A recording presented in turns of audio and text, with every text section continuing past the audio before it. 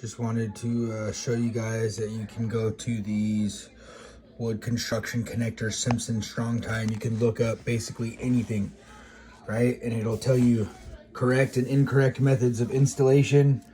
It'll tell you load forces. It'll tell you everything that you need to know when it comes to the engineering of these pre-engineered hardwares for every single connection that you could think of, and then some. And then they'll give you options. You can have custom made hangers made by Simpson if you need to for certain situations, and they'll engineer them out for you, right? But again, this is every single fastener that you could think of that Simpson makes.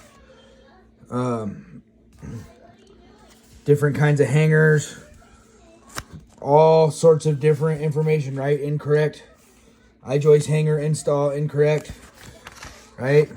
All sorts of load calculations for whatever solid sawn lumber, face mount hangers,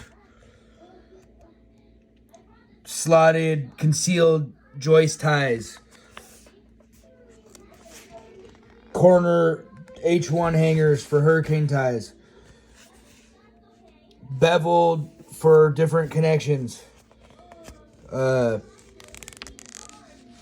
purlin hangers, right? All sorts of different information is contained in these connection books, right?